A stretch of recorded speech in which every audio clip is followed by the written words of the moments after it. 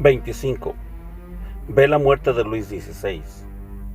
Ana Catalina estuvo presente en espíritu en numerosas ejecuciones, prestando consuelo a los moribundos. Al contemplar al rey Luis XVI, exclamó: cuando vi a este rey y a otros muchos padecer la muerte con tanta resignación, no pude menos que decir: ah, qué dicha la suya, verse libre muy pronto de tan cruel tortura. Pero si refería estas cosas a mis padres, no me creían y me tenían por loca. Muchas veces lloraba yo y oraba de rodillas, pidiendo a Dios que se dignara salvar a aquellos a quienes veía en peligro. He visto y experimentado que por la oración confiada se conjuran peligros inminentes y aún remotos.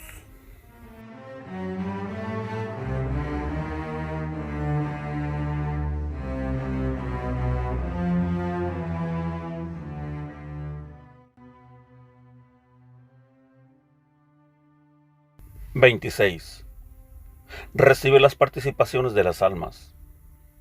Siendo todavía niña, fui conducida por una persona a la cual no conocía a un lugar que me pareció el purgatorio.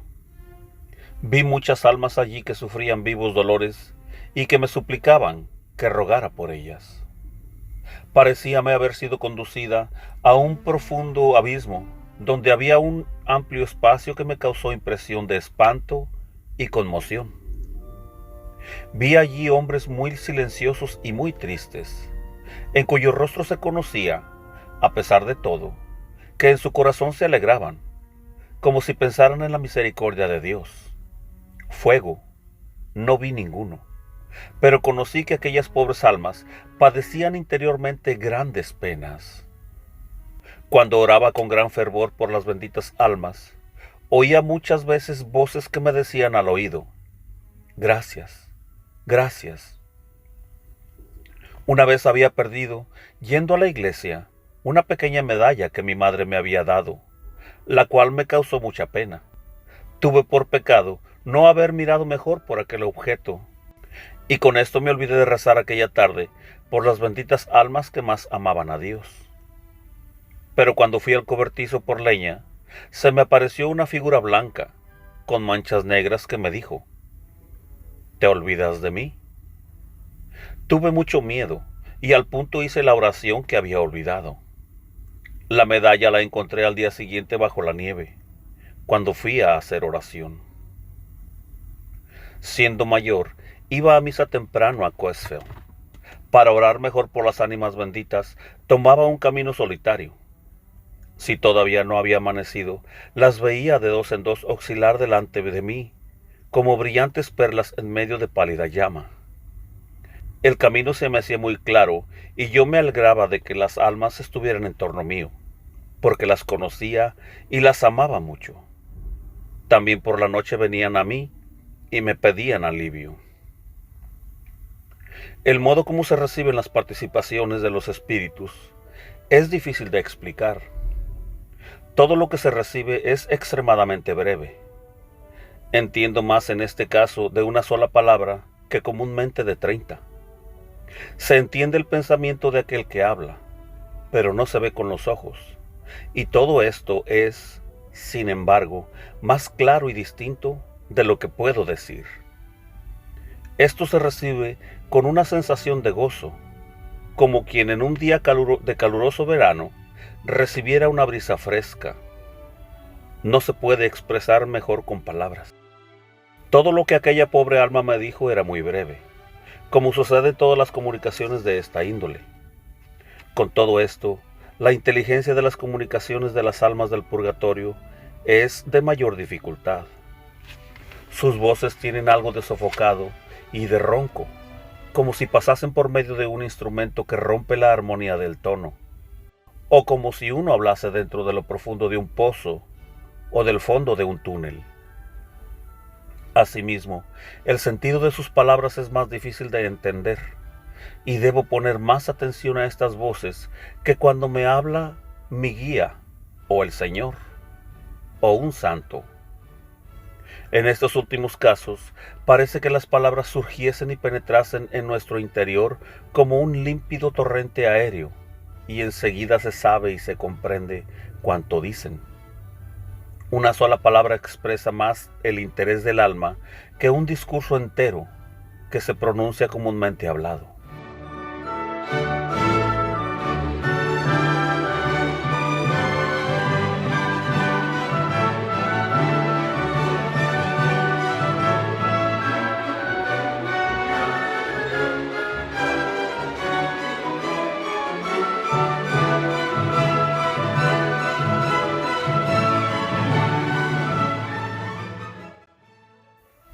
XXVII. Los diversos misterios de la fe.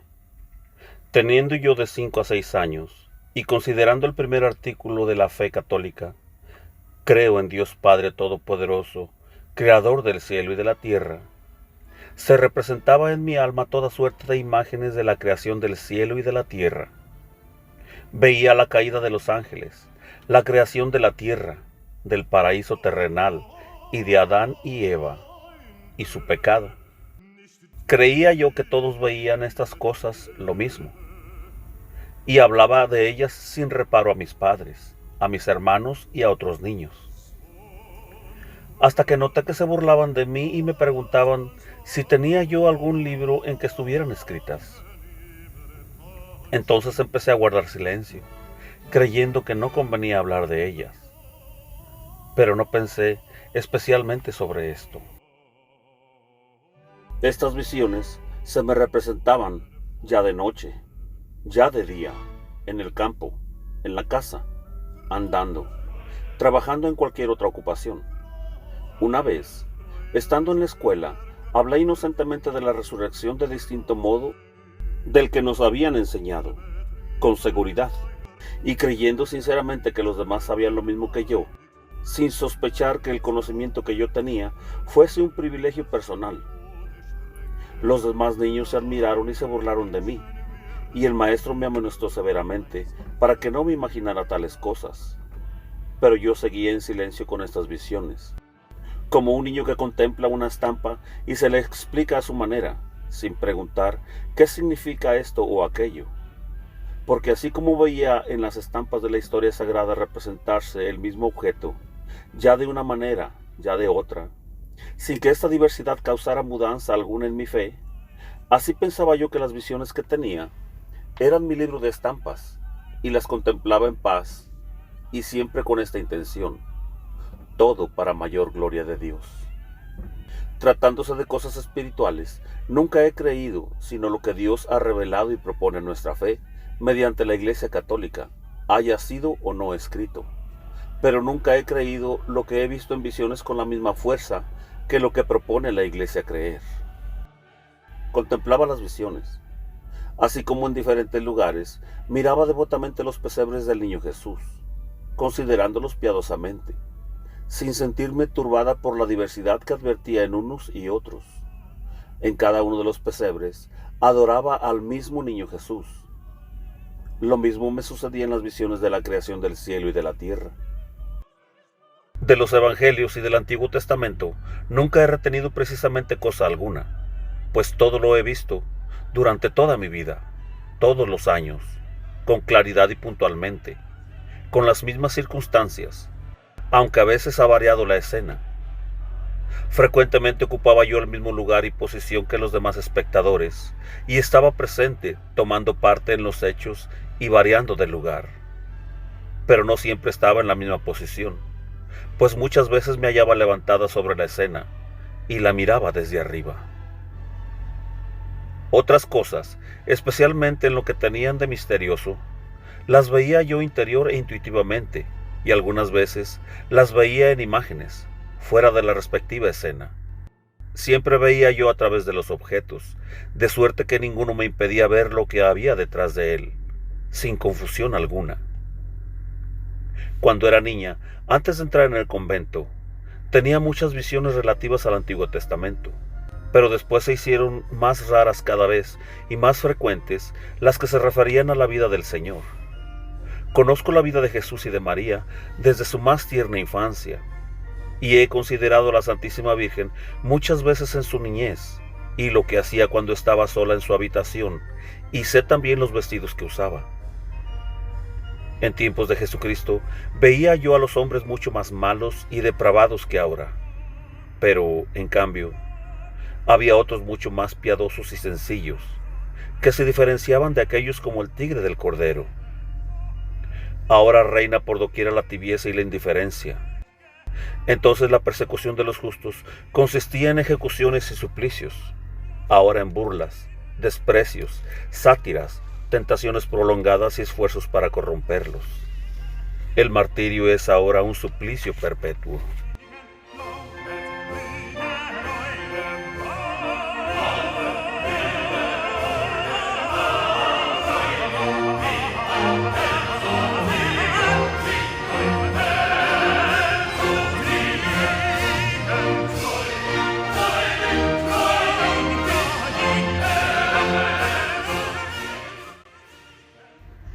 XXVIII.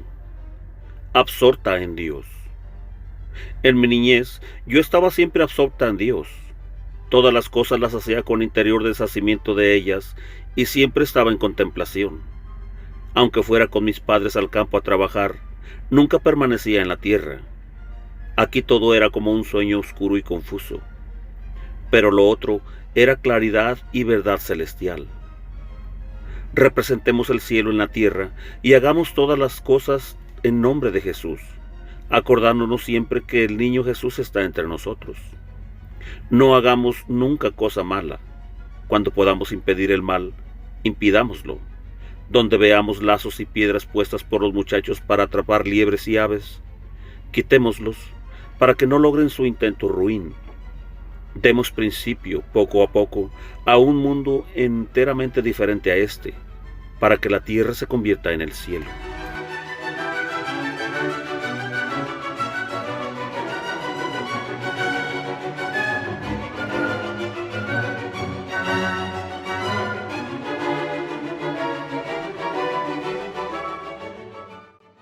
XXIX.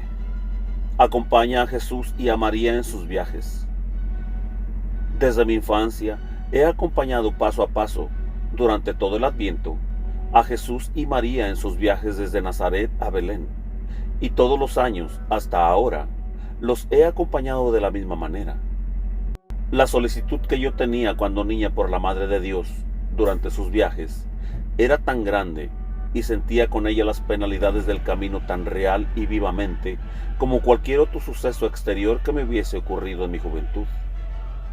Verdaderamente, esto me llegaba hasta el alma, más que otras cosas, y en esto tomaba mucho más parte que en todo lo que pudiera sucederme, pues María era para mí la Madre de mi Dios y Señor, y en su seno llevaba mi salud.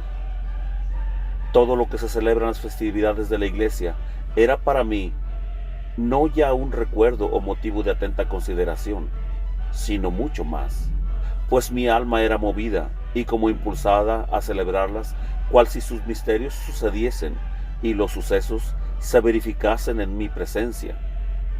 Yo lo veía y lo sentía todo como si realmente sucediera delante de mí.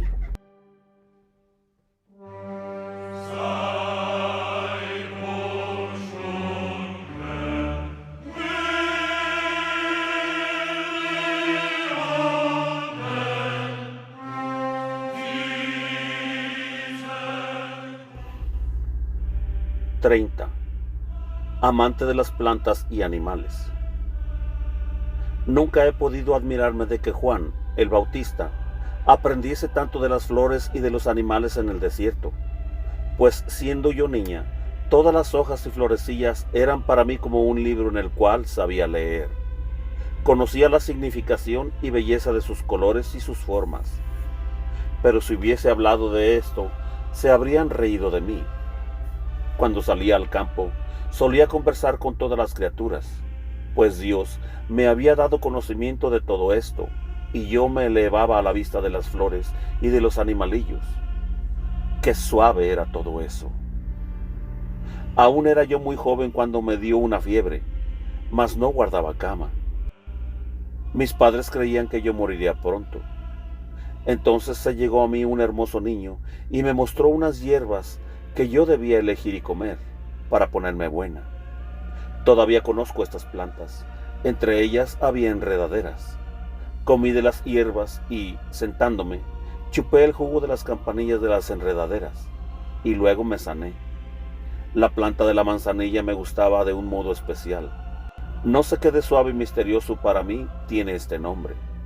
La buscaba siendo todavía muy niña y la tenía preparada para los pobres enfermos que me buscaban y me mostraban sus llagas o alguna herida, preguntándome qué me parecía.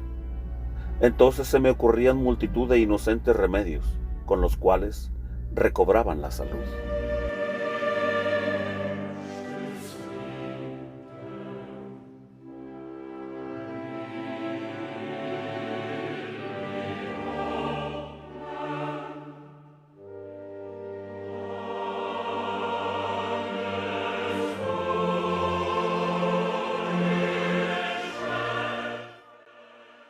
31. El sonido de las campanas y su eficacia.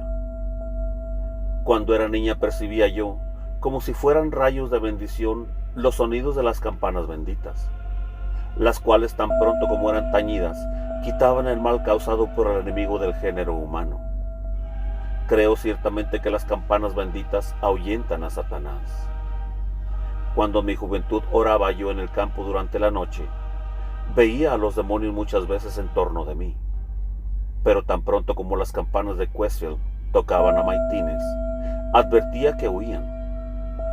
Siempre creí que mientras la lengua de los sacerdotes resonara tan lejos como en los primeros tiempos de la iglesia, no habría necesidad de las campanas, pero ahora es necesario que llamen las lenguas de bronce. Todas las cosas deben servir a Dios nuestro Señor, contribuyendo a la salud y asegurándola contra el enemigo de las almas. Jesús ha otorgado su bendición a los sacerdotes para que esta bendición llegue a todas las cosas, penetrando y obrando en ellas de cerca y de lejos para su servicio. Allí donde el Espíritu se ha apartado de los sacerdotes, y las campanas son las únicas que derraman bendiciones y ahuyentan a las potestades infernales, sucede como el árbol cuya copa florece, que recibe aún la savia por la corteza, a pesar de que en el interior está muerto. El sonido de las campanas benditas es para mí el más santo, más alegre, más vigoroso y suave que todos los demás sonidos, los cuales me parecen turbios y confusos en comparación con aquel. Ni siquiera el sonido del órgano de la iglesia puede compararse con el de las campanas benditas. Nunca he conocido diferencia alguna en el lenguaje de las ceremonias sagradas, porque siempre he entendido no solo las palabras, sino las cosas mismas. Cuando niña, el Evangelio de San Juan era para mí como luz y fortaleza, como bandera. En todas las necesidades y peligros decía yo con firme confianza: el Verbo se hizo carne y habitó entre nosotros. Nunca pude comprender, aunque después lo oí de labios de sacerdotes, que esto no pueda entenderse.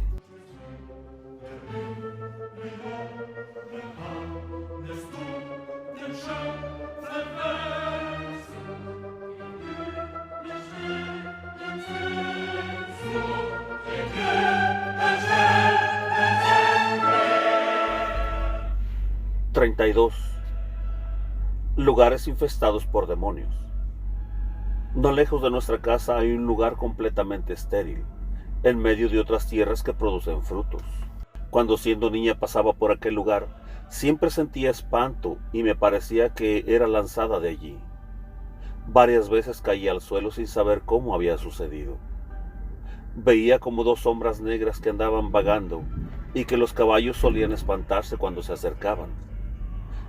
Habiendo experimentado muchas veces cuán temeroso era aquel lugar, pregunté la causa y me respondieron las gentes que habían visto allí cosas extrañas. Esto no era conforme a la verdad.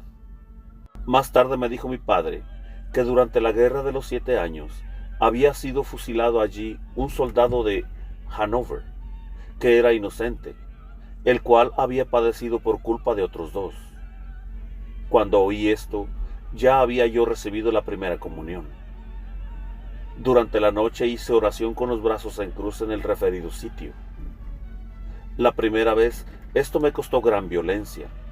La segunda, vino una figura como la de un perro que puso su cabeza sobre mi espalda. Yo le miré y vi sus ojos encendidos y su hocico. Temí, pero no me desconcerté, sino que dije: oh Señor, tú que hiciste oración en el huerto de los olivos en medio de las mayores angustias, tú estás conmigo. El demonio nada puede contra mí. Comencé, pues, a orar de nuevo, y el enemigo se alejó. Cuando volví a orar en aquel paraje, fui arrebatada y como lanzada a una cueva que había allí cerca. Pero tuve firme confianza en Dios y dije: nada puedes contra mí, Satanás. Y el demonio huyó. Seguí orando fervorosamente y desde entonces no he vuelto a ver las sombras y todo ha quedado tranquilo.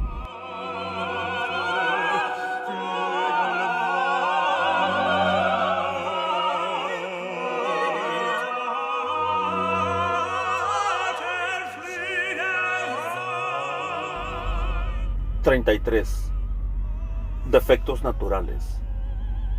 En mi juventud era bastante vehemente y caprichosa, por lo cual mis padres me castigaban con frecuencia. El mortificar mi propio juicio me costaba mucho trabajo.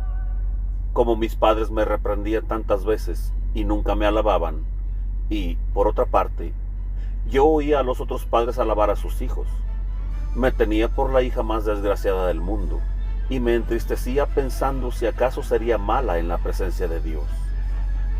Pero cuando veía que otros niños disgustaban a sus padres, me afligía, mas luego cobraba ánimo considerando que podía confiar en Dios, pues eso no era yo capaz de hacerlo.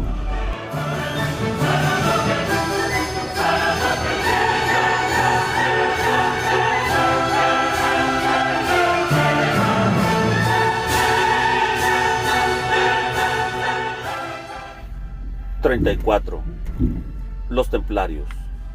En mi niñez, cuando veía por primera vez que los soldados atravesaban nuestro país, creía siempre que vendrían de aquellos que yo había visto en espíritu. Es por eso que los buscaba sin cesar, si no veía entre los soldados que también había religiosos. Llevaban vestidos blancos con varias cruces y un cinturón, del cual pendía una espada. Los vi habitar lejos entre los turcos. Tenían prácticas secretas, a la manera de los masones, y como estos, hicieron perecer a muchas personas. Me asombraba no ver jamás soldados como ellos entre las tropas que pasaban, pero después supe que no existían más, desde hacía tiempo, y que eran los caballeros templarios.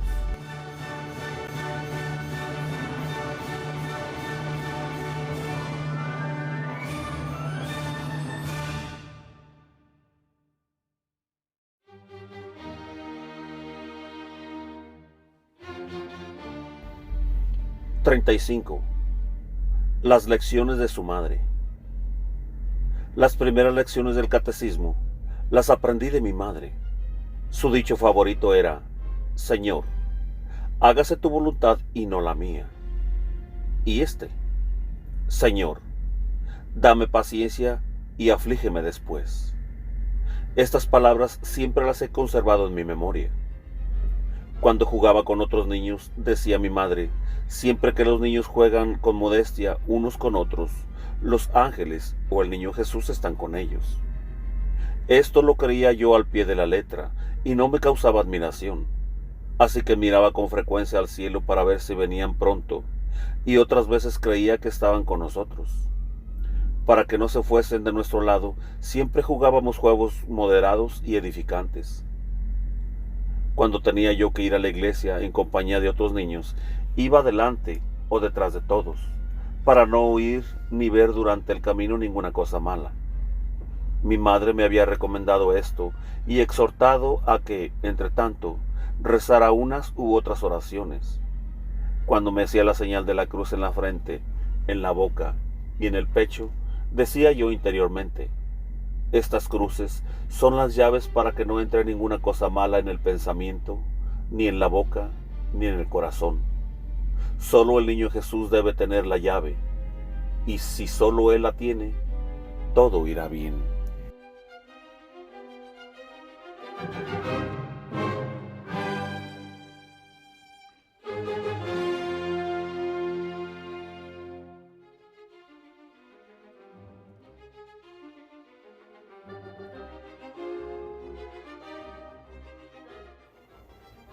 (36) La conducta de su padre. Mi padre era sumamente recto y piadoso, de carácter severo y franco al mismo tiempo.